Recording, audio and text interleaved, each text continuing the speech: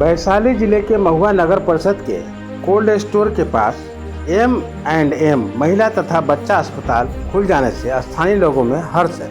मिली जानकारी के अनुसार महुआ नगर परिषद के कोल्ड स्टोर के पास M&M बच्चा अस्पताल का उद्घाटन किया गया। इस दौरान महिला चिकित्सक डॉक्टर मंदाकिनी कुमारी तथा शिशु रोग विशेषज्ञ डॉक्टर मनोज कुमार ने बताया कि गरीब लोगों को कम खर्चे में अच्छे इलाज के लिए यह अस्पताल खोला गया है, जहां पर लोगों को अच्छी स्वास्थ्य सेवाएं मिलेगी तथा उन्हें पटना और उन शहरों की तरफ नहीं जाना होगा। इस अवसर पर पूर्व उप प्रमुख सत्येंद्र राय, मुखिया संजीत राय, डॉक्टर के.सी. विद्यार्थी, डॉक्टर महेश चौधरी, डॉक्टर कृतिका कुमारी, डॉक्टर शमीम अंसारी, सत्येंद्र कुमार, ब्रजेश पटेल, प्रोफेसर वेद प्रकाश पटेल, उत्कर्ष कुमार, अजय भूषण दिवाकर, जगन्नाथ चौधरी, प्रकाश आदि मौजूद रहे। पेश है एक रिपोर्ट।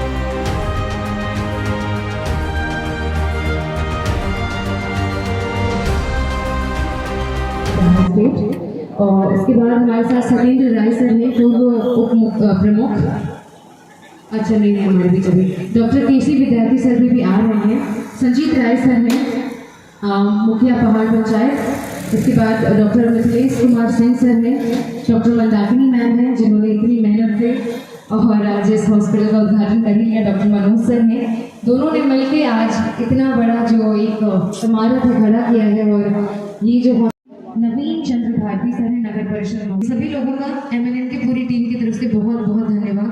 और अब मैं मंदाकिनी मैम और मनोज सर से रिक्वेस्ट करूंगी कि सत्यनारायण की कथा में तो तालियां तो बीच में बजनी चाहिए, इतनी खुशी का दिन है और इतना अच्छा माहौल है तो तालियों का समर्थन बिल्कुल बनता है।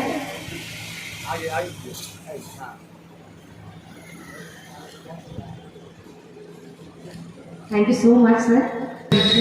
मैं मंदाकिनी मैम और सर से रिक्वेस्ट करूँगी कि इनको भी सैपलिंग और बुके के साथ इनका भी वेलकम किया जाए। आप सभी प्लीज़ जोरदार तालियों के साथ सर का स्वागत और आभार प्रकट करेंगे यहाँ आने के लिए।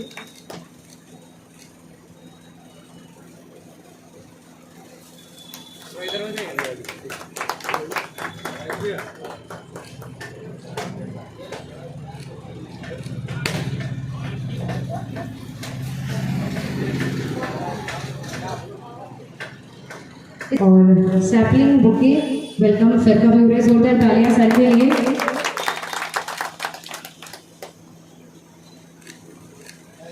बहुत बहुत धन्यवाद और आभार सर यहाँ आने के लिए और उपस्थित होने के लिए।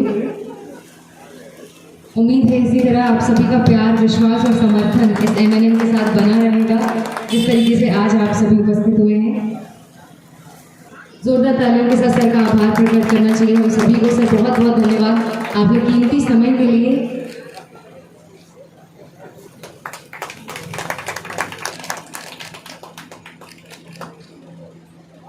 Thank you so much sir, can have you seat. Busy schedule में भी टाइम निकाल के आप उपस्थित हुए, इसके लिए हम सभी आपका आभार प्रकट करते हैं।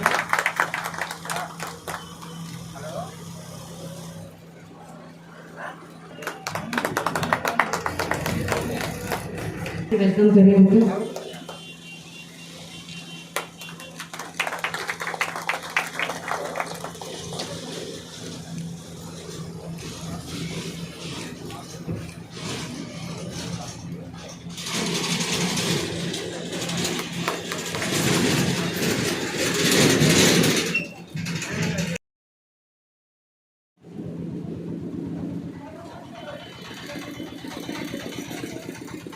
Thank you so much sir, आपका भी आने होंगे और आपकी गायनोकोलॉजिस्ट भी वहीं पे अवेलेबल होंगे।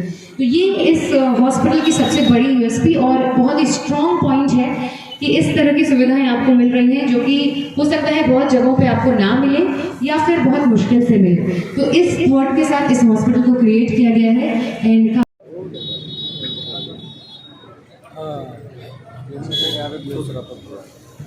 ये सभी मिलकर दीप प्रज्वलित कर रहे हैं। नीचे जितने लोग हैं प्लीज थोड़ी थोड़ी तालियों के साथ हम सब मिलकर श्री विघ्नहर्ता का वंदन, अभिनंदन और स्मरण करते हैं और ये कामना करते हैं कि M&M हॉस्पिटल का जो आज उद्घाटन हुआ है, शुभ उद्घाटन हुआ है, ये इसी तरीके से और आगे जाए और आप सभी का समर्थन, प्यार और विश्वास इसे मिलता रहे।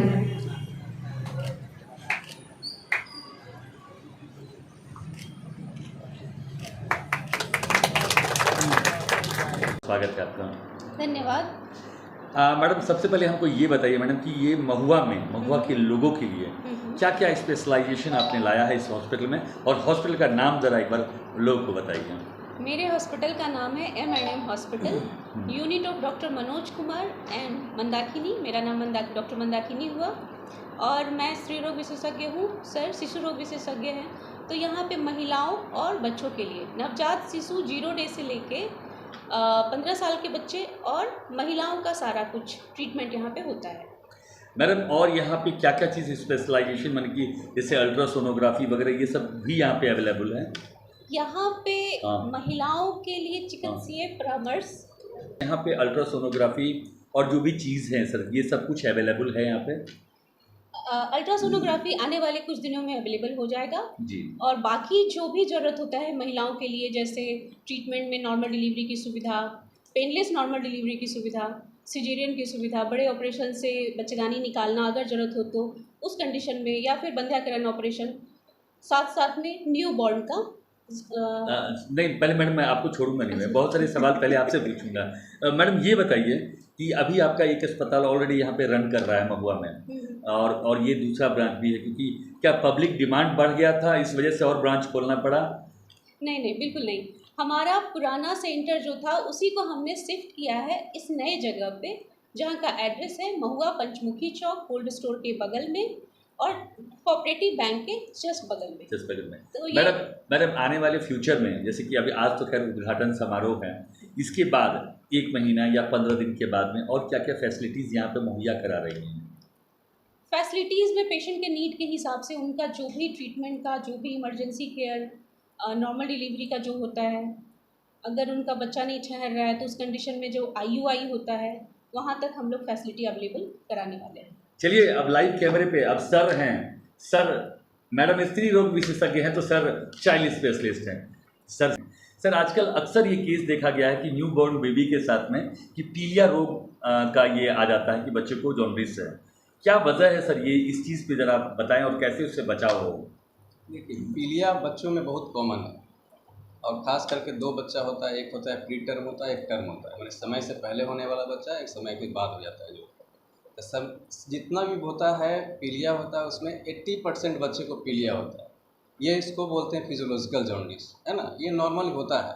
लेकिन कभी कभी इसका जॉन्डिस का लेवल ज़्यादा हो जाता है, ज़्यादा हो जाना मतलब 15 हो गया, 20 हो गया, तो उस कंडीशन में हम लोग उसको इलाज की ज़रूरत है। और कुछ पैथोलॉजिकल जॉन्डिस होता है जो कि 24 घंटा के अंदर में ही डेवलप कर गया, तो वो होता है खून के टूटने से होता है जॉन्डिस, ठीक है। अच्छा। और ये बच्चा में जॉन्डिस इतना क्यों होता है, होने का सबसे बड़ा कारण है कि जॉन्डिस होता क्यों है, क्योंकि हीमोग्लोबिन टूटता है, उससे बिलिरुबिन बनता है और बच्चा में हीमोग्लोबिन बहुत होता है। ये जैसे जैसे बच्चा बड़ा होता है हीमोग्लोबिन घटते जाता है। और जॉन्डिस अपेयर होने का मेन कारण उसमें और है क्या कि जो बच्चा का जो लीवर होता है हम लोग के लीवर से कमज़ोर होता है, इसलिए जॉन्डिस उसमें ज़्यादा डेवलप करता है। और इसमें इलाज में खास करके इसमें फोकस करना है मेनली इलाज पर।